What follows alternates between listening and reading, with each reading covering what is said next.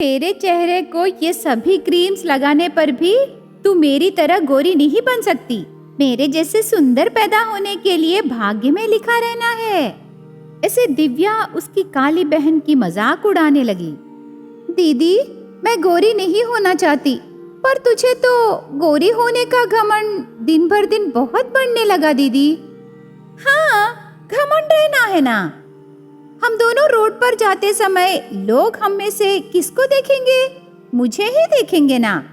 इतने सारे लोग मुझे देख रहे, मतलब मुझे घमंड रहना है ना बहन। सब लोग तेरे रंग को ही देखते हैं क्या? नहीं तो चाहिए तो हमारी शादियों में देख लेना, किसकी शादी धूमधाम से होगी और किसकी शादी देर से होगी। भैया तो तेरे लिए लड़के ढूंढने में परेशान हो जाएंगे। ऐसे दोनों बहनें बातें करते समय वहाँ उन दोनों का भाई वेणु आता है। अरे, आज कॉलेज को छुट्टी ले लिए क्या? सुबह सुबह दोनों बातें करने लगे। कुछ नहीं भैया, मैं गोरी और सुंदर हूँ ना, इसीलिए ये मुझे देख के जल रही है भैया। तुम बोलो ना, हम दोनों में से कौन सुंदर है भैया? दिव्या, मैं तुझे बोला ना, ऐसे कलर के मामले में एक दूसरे को नीची बातें मत करो। सुंदरता चेहरा और घर का रंग देख के नहीं बता सकते। सुंदरता हमारे मन पर निर्भर करता है। जिसका दिल अच्छा रहता है वो सबसे खूबसूरत रहते हैं। फिर कभी तुम दोनों ऐसी बातें मत करो। जल्दी से रेडी होके कॉलेज जाओ। वेणु दिव्या पर थोड़ा गुस्सा होता है। उसके बाद दिव्या और श्वेता दोनों मिलके कॉलेज को जाते हैं। दिव्या कॉलेज को जाते ही दिव्या के सारे दोस्त आकर उससे बातें करने लगते हैं, लेकिन श्वेता के पास 2-3 लड़कियां ही आते हैं। स्टूडेंट्स, नेक्स्ट वीक हमारे कॉलेज में 10th ईयर एनिवर्सरी सेलिब्रेशंस होने वाले हैं। उसमें फैशन शो कंपटीशन भी है। उस प्रोग्राम में भाग लेने के लिए आप अपना नाम दे सकते हो। ऐसे टीचर कह के चली जाती है। दिव्या, तू इस फैशन शो में भाग लेने से फर्स्ट प्राइज तेरा ही होगा। हमारे कॉलेज में तू ही सबसे खूबसूरत लड़की है, तो उसमें पार्टिसिपेट करना है दिव्या। मैं भी वही सोच रही हूँ यार। दिव्या जाके फैशन शो में भाग लेने के लिए अपना नाम देती है। उसके बाद दिव्या के पास उसका दोस्त आके, दिव्या, तुझे पता है फैशन शो में भाग लेने के लिए तेरी बहन भी नाम दी। क्या वो नाम दे? अरे उसे कोई आईना खरीद के दो यार, वो पागल हो गई क्या? दिव्या बहुत हंसती है। दिव्या ऐसे कमेंट कर रही है करके श्वेता को उसकी दोस्त बताती है। ये सब क्या है यार? कॉलेज में सबको पता है ना कि तेरी दीदी सबसे खूबसूरत लड़की है। तेरी दीदी जरूर जीतेगी यार। तू हार जाने से तेरा मजाक उड़ाएंगे। तू जाके तेरा नाम वापस ले ले। अरे क्यों सब लोग मुझे ड्रॉप करने को ही कह रहे हो? क्या गोरी लड़कियां ही जीतेंगे करके कहीं लिखा है? मैं जरूर इसमें भाग लूंगी और मेरी दीदी को सबक सिखाऊंगी, ऐसे श्वेता कहती है। उस दिन शाम को कॉलेज खत्म होने के बाद दोनों बहनें घर आते हैं। घर जाने के बाद दिव्या लगातार हंस रही थी। उसे देख के श्वेता ने, क्या हुआ दीदी, क्यों हंस रही है? बात क्या है, जरा हमें भी बताओ ना, हम भी हंसेंगे ना। अरे तू नहीं जानते मैं क्यों हंस रही हूँ? मैं कैसे जानती हूँ दीदी, मैंने क्या जोक किया? इतनी जल्दी भूल गई? तू कॉलेज में हो रही फैशन शो में नाम दी ना। वही आज का सबसे बड़ा जोक है। मैं और मेरे सारे दोस्त बहुत हंस रहे थे। ऐसे कहती है दिव्या। श्वेता एक बात भी नहीं कहती और अंदर चली जाती है। एक हफ्ता बाद कॉलेज में फैशन शो कंपटीशन शुरू होती है। दिव्या अच्छे से रेडी होकर सबके सामने स्टेज के ऊपर जाती है। वहां बैठे जजेस दिव्या से कुछ प्रश्न पूछते हैं। दिव्या, तुम्हारी नजर में सुंदरता क्या है? कलर। सुंदरता दूसरों का रंग देखकर बता सकते हैं, ऐसे जवाब देती है। उसके बाद स्टेज के ऊपर श्वेता आती है। अरे अरे देखो यार, काली बैल की तरह लग रही है ना।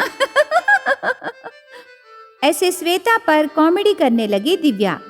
तब जज श्वेता से, श्वेता, तेरी नजर में सुंदरता क्या है? मुस्कान। अगर कोई टेंशन में या कोई मुसीबत में है तो हम उनके साथ हैं करके एक मुस्कान से, हमें उन्हें भरोसा दिलाने से उससे ज्यादा खूबसूरत दिल और क्या हो सकता है। ऐसे श्वेता जवाब देती है। उसकी बातें सुन के दिव्या ने, ओह, ये तो बहुत बड़ा उपन्यास लिख के आई। ऐसे बदसूरत लोग हंसी दिल कह के ऐसे ही बेकार बातें करेंगे। ऐसे दिव्या दोस्तों से कह के हंसने लगी। फैशन शो मतलब अच्छे कपड़े पहन के अच्छा मेकअप करना ही नहीं, अच्छी बातें भी करना है।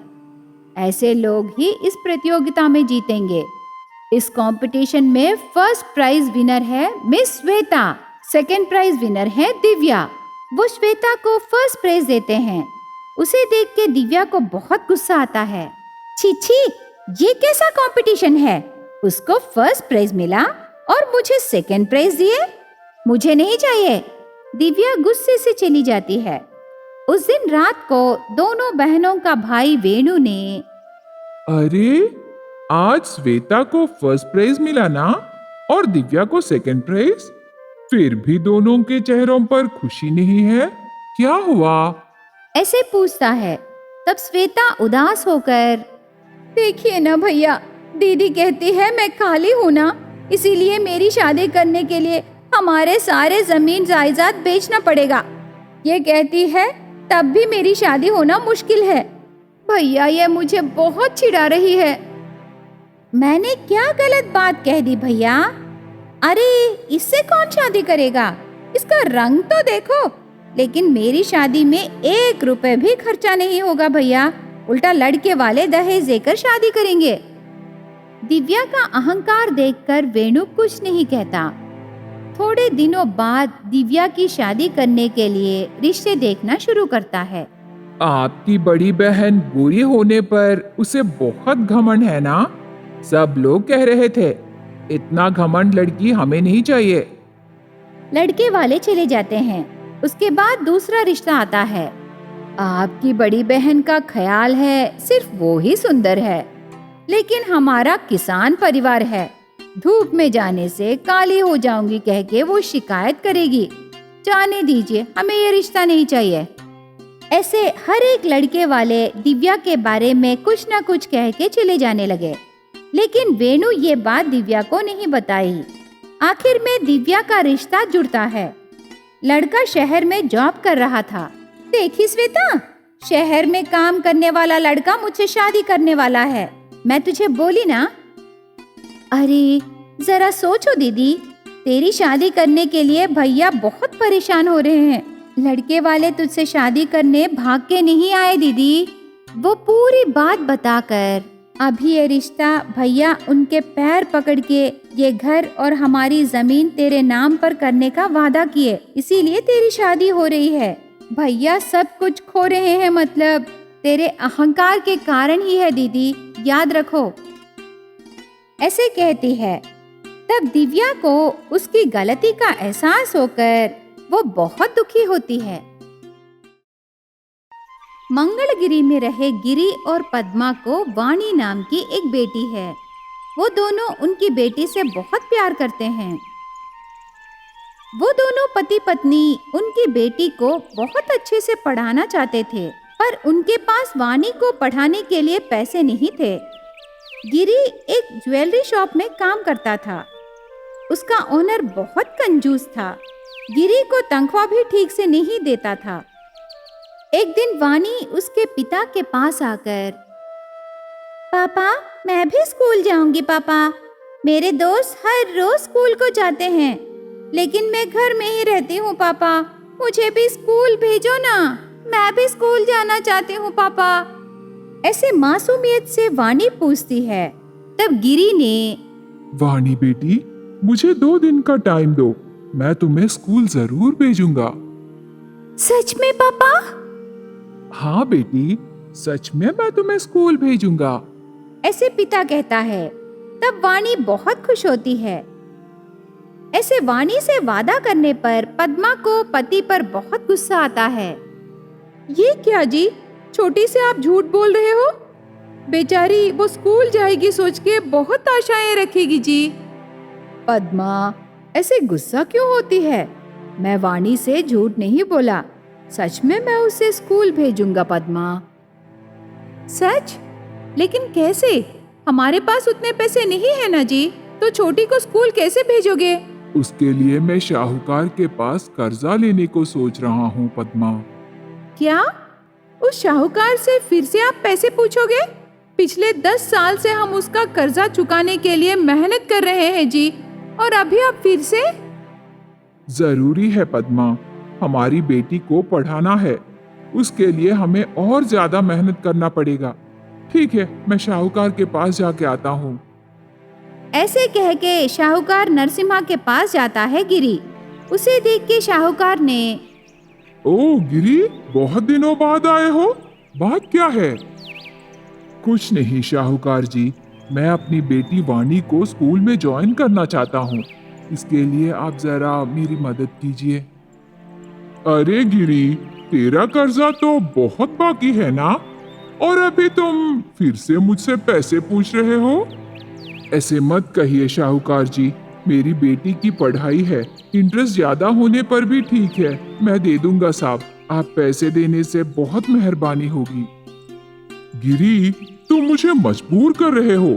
ठीक है, तेरी बेटी की पढ़ाई के लिए कह रहे हो ना, तो मुझे ज्यादा इंटरेस्ट नहीं चाहिए, पुराने हिसाब से ही दे दो। ऐसे शाहूकार कह के गिरी को वो पैसे देता है। बहुत शुक्रिया शाहूकार साहब।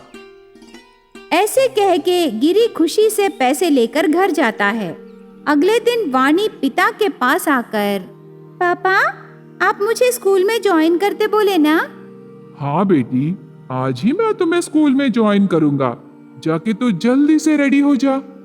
ऐसे कहता है। तब वाणी बहुत खुश होकर, हे, मैं स्कूल जा रही हूँ, माँ, पापा मुझे स्कूल में ज्वाइन कर रहे हैं। ऐसे वो बहुत खुश होती है।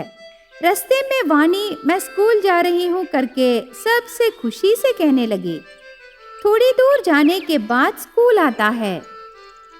मैडम, ये मेरी बेटी वाणी है, मैं उसे स्कूल में ज्वाइन करना चाहता हूँ। ओह, ठीक है, वेरी गुड। पर आपको पता है ना, इस स्कूल में ज्वाइन होने के लिए बहुत पैसे चाहिए। जानता हूँ मैडम, इसके सिवाय आसपास कोई दूसरा स्कूल भी नहीं है ना, इसीलिए मैं पैसे भी लाया मैडम। ठीक है, ठीक है। हमारे स्कूल में एडमिशन फीस 10,000, यूनिफॉर्म के 5,000 और बुक्स के लिए 5,000। उस स्कूल में पढ़ाने के लिए मैडम पूरा 1 लाख रुपए बोली। वो बात सुन के गिरी का दिल धड़कने लगता है। 1 लाख रुपए? मेरे पास उतने पैसे नहीं है मैडम, ये लीजिए, मेरे पास 30,000 हैं। क्या? 30,000 से मैं क्या करूं? पैसे नहीं है तो इतनी दूर क्यों आए हो? मैडम, दया करके पैसे लीजिए, बहुत जल्द मैं बाकी पैसों का इंतजाम कर दूंगा मैडम। ये ठीक नहीं है, जाओ यहाँ से। वहाँ रहे वॉचमैन से मैडम गिरी को बाहर भेज देती है। गिरी कितना रिक्वेस्ट करने पर भी वाणी को स्कूल में ज्वाइन नहीं करने देती। तब गिरी कुछ नहीं कर सका और फिर से उस शाहूकार के पास जाकर उससे और ज्यादा पैसे पूछता है। तब शाहूकार ने, क्या गिरी, तुम्हें और पैसे चाहिए? जानते भी हो तुम मुझसे कितने पैसे पूछ रहे हो? मैं तुम्हें इतने पैसे देने के लिए तुम्हारे पास क्या है गिरी? इतने पैसे मैं नहीं दे सकता, अब जाओ यहाँ से। ऐसे शाहूकार कह के गिरी को भेज देता है। हे भगवान, अब मैं क्या करूं? सेठ जी मेरी तनख्वाह ठीक से नहीं देते और अभी कर्जा भी नहीं मिल रहा। मुझ जैसे गरीब को उसके बच्चों को पढ़ाने का भाग्य ही नहीं है। क्या हम जिंदगी भर ऐसे ही मेहनत करके सड़े रहें? इसे कैसे बदलना है भगवान? गिरी बहुत उदास हो जाता है। बेचारी वाणी स्कूल जा रही सोचकर बहुत खुश हुई, पर ये सब कुछ देख के वो भी उदास हो जाती है। बेटी, कितने दिन ऐसे उदास बैठी रहेगी? बाहर जाके तेरे दोस्तों से खेलना बेटी, जा। मैं कहीं नहीं जाऊंगी माँ, सब लोग मेरा मजाक उड़ाने लगेंगे। जिस दिन मैं स्कूल जाऊंगी तब मैं बाहर जाके खेलूंगी माँ। ऐसे वाणी कहती है। वाणी का दुख गिरी समझता है, पर वो भी क्या कर सकता है। हे भगवान, ये सब क्या है? हम जैसे गरीबों को पढ़ना क्या इतना मुश्किल है? ऐसे दुखी होने लगा। इधर शाहूकार नरसिम्हा अनपढ़ गिरी से इंटरेस्ट बढ़ा के ज्यादा पैसे वसूल करने लगा। बेचारा गिरी को कुछ नहीं मालूम और शाहूकार को वो पैसे लगातार देता रहा। एक दिन गिरी ज्वेलरी शॉप में काम कर रहा था, तब उसका ओनर गिरी के पास आके, गिरी, मैं 2 दिनों के लिए बाहर जा रहा हूँ, जरा शॉप संभालो। ठीक है साहब। ओनर चला जाता है। अगले दिन ज्वेलरी शॉप को एक जमींदार आता है। उसे देख के गिरी ने, साहब, आप इधर आए? हाँ गिरी, मुझे अच्छा मॉडल वाला एक सोने का चेन बना के दो। साहब, मेरे ओनर अभी शॉप में नहीं है, वो कुछ काम से बाहर गए हैं। उनके बिना मैं यहाँ सोना आपको दिखा नहीं सकता। नहीं गिरी, मुझे अभी बहुत जरूरी है। कल मेरी बेटी की शादी है गिरी। लड़के को कल चेन गिफ्ट देना है, वरना मेरी इज्जत नहीं रहेगी गिरी। तुम कुछ भी करो, मैं तुम्हें मुंह मांगी रकम दूंगा गिरी। ऐसे जमींदार पूछता है। तब गिरी को एक आइडिया आता है। ठीक है साहब, पर मैं यहाँ नहीं बना सकता। जहाँ भी हो, लेकिन मुझे एक अच्छा सोने का चेन चाहिए। ऐसे कह के जमींदार चला जाता है। गिरी घर जाके उसकी पत्नी से गले में रही मंगलसूत्र पूछता है। पद्मा, तू बुरा मत मानना, ये हमारी बेटी की जिंदगी है। मुझे तेरे गले में रही मंगलसूत्र चाहिए।